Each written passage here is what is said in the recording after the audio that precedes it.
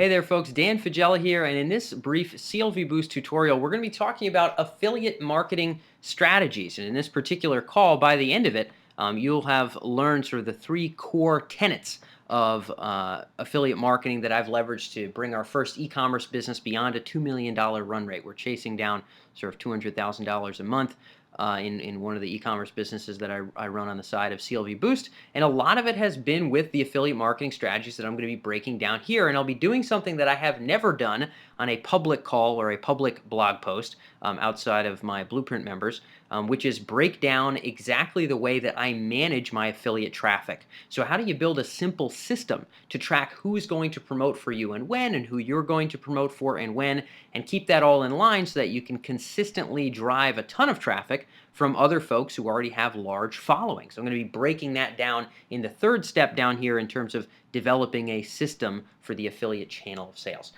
So we'll go through these one by one. The three basic principles that we'll be covering have individual tenets and actionable steps that I'll be covering. This is essentially everything that I've put in motion for my own e-commerce business and a lot of what I'm teaching. In addition to some of the tips and strategies that I'm going to be going through here are actually relatively new for our business, but we found them to be fantastically useful. So we'll cover them individually. The first one's going to be finding affiliates to promote your product or service. None of this fancy-dancy affiliate marketing stuff works out so well if you can't find folks with big lists to sell what it is that you're selling, whether it's your product, your service, whatever the case may be.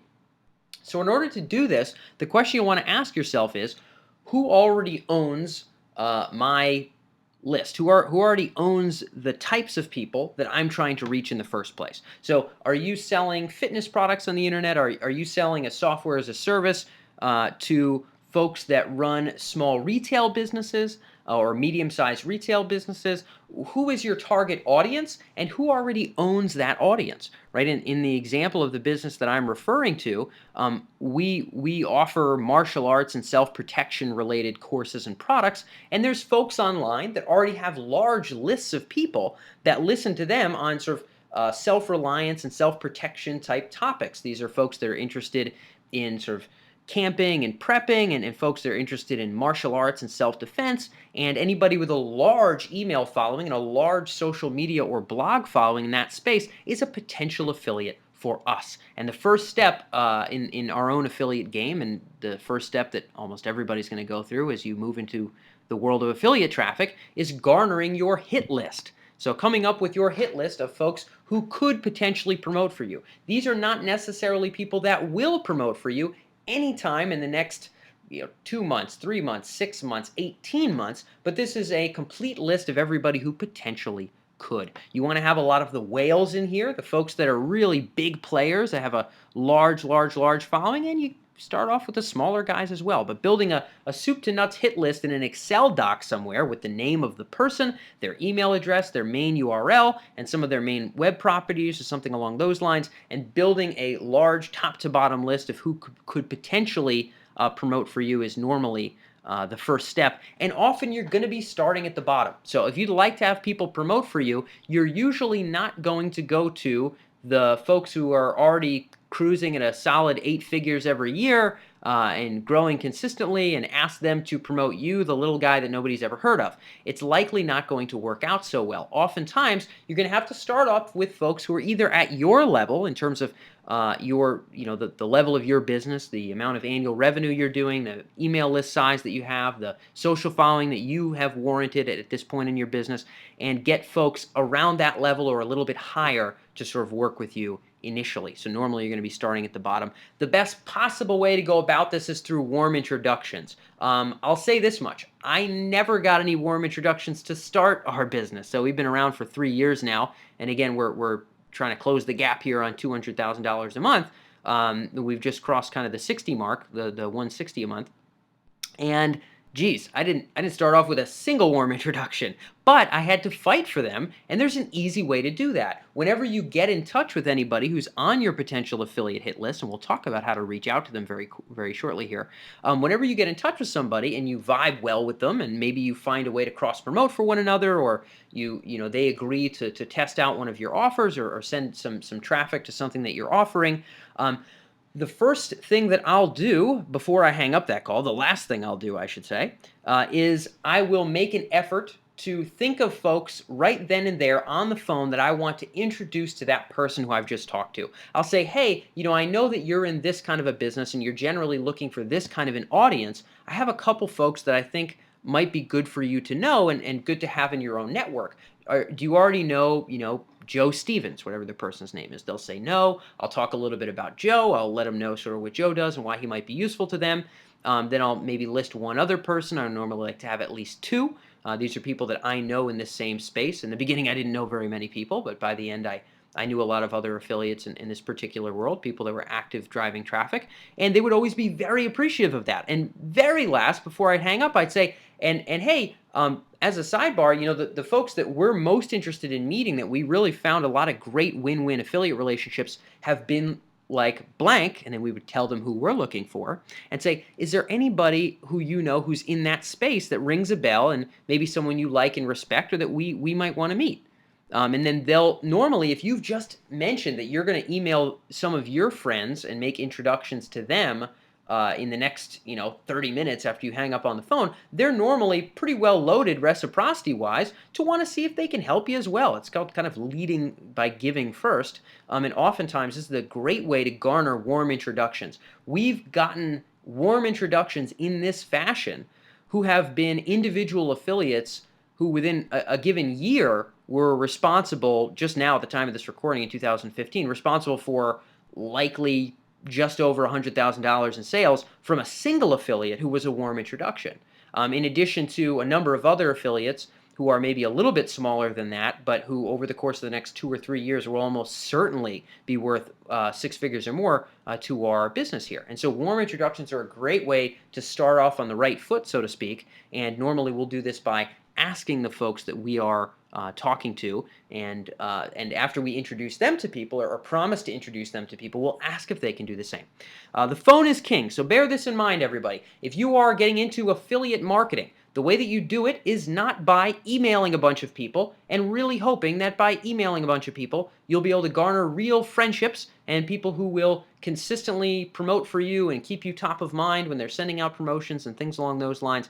It doesn't pan out that well. The way that you build liking, if you read Robert Cialdini's book on influence, there's some fantastic just general insight for any salesman or marketer or business owner in the world who should be tuning into at least the fundamentals of what Cialdini teaches, sort of a very baseline business book in this day and age, and one that I certainly got a lot out of. But liking is a very strong influencer of folks. And in order to garner liking, in order to get kind of a buddy-buddy feel with folks who are in your space who could promote for you, that you want to build a relationship with, the best way to do it is via phone or to meet them at events. Of course, if you can catch them out at an event, that's it. But really, if you get somebody on the phone and you talk about how you can help them and you can talk about how they can help you and you get to know that they like fishing and so do you, or whatever the case may be, you build real liking and you build a solid affiliate relationship. You have to bear in mind, in any given industry, relationship itself is of gargantuan value, absolutely gargantuan value.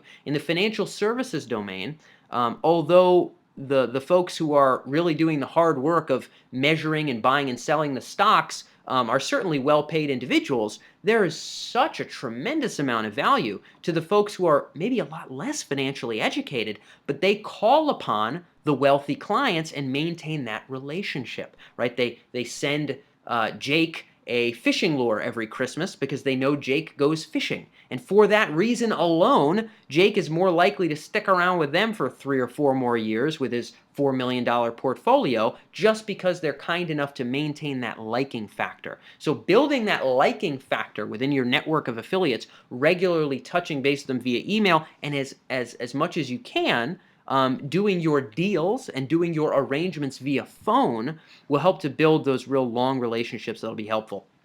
When it comes to giving first, when you really want to build affiliate relationships, I found that there's a couple best ways to get folks on the phone. One of the absolute best ways to get folks on the phone in the affiliate marketing space, if it's possible to do this, is by selling what they are selling In other words, selling their product or service before you ever reach out to them. So when we were in the martial arts space, there was a company who actually later on became a client and is actually currently one of our Blueprint clients who sold grappling dummies. These are basically martial arts practice dummies that people can use to practice their martial arts skills.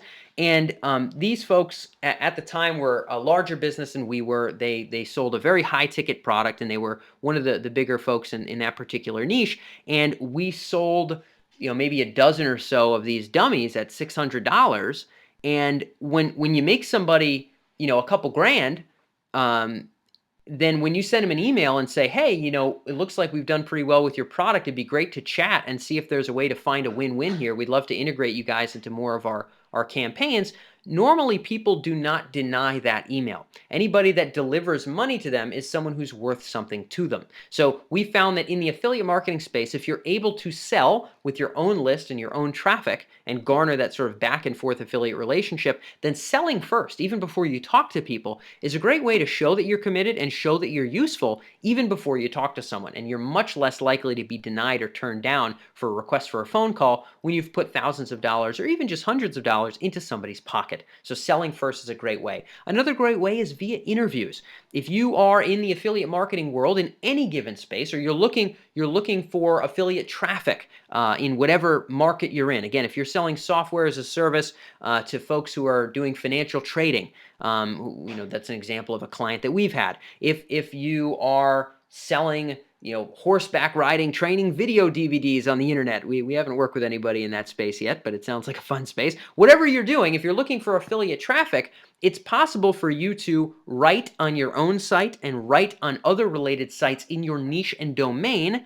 And the best way to come up with great ammo for articles is by interviewing experts. And oftentimes you can find company founders or people that are high up in companies who would make great interviewees. And of course, if you're going to feature their name in different publications, including maybe your own blog, then that's promotion for them. That's sharing their credibility. That's putting their expertise up on a bit of a pedestal there, and that's helping them in an overt sense. So by leading with an interview, you often develop liking through the course of the interview. You can use it as a podcast if you like. We did that in the fitness space to develop a nice bench of fitness affiliates through interviews, but you can use it as a podcast. But when you're on that interview, you build some liking, and then you can bring up the topic of affiliate cross promotions in some way, shape, or form towards the end of the interview potentially, or follow up later via email. But at least now the bridge has been crossed and you actually know that person.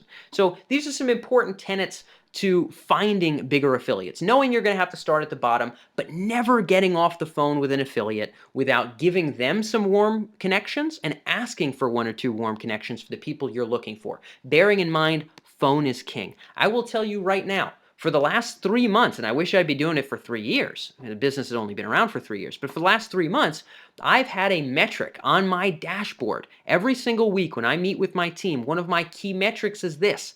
It is how many new affiliates have I spoken with in the last 7 days? On the phone, new affiliates, never talking to them before, never spoke with this person. They command traffic that could grow our business, and I got them on the phone for the first time. Whether I quote unquote sold them on cross promoting or promoting our products or anything like that is neither here nor there, at least for the sake of this benchmark metric. But this metric has become a very key metric in our business. If we're consistently getting on the phone and garnering new, fresh relationships with people that we can help and who can help us with affiliate traffic, we are moving ourselves to the next step. We're building ourselves a bigger bench of potential traffic sources. So that's it for our first step here. In the next brief video, we're going to be going into the second step, which is superb customer service for affiliates. How to treat your affiliates so that they want to consistently promote for you. We'll be getting into that in the next video.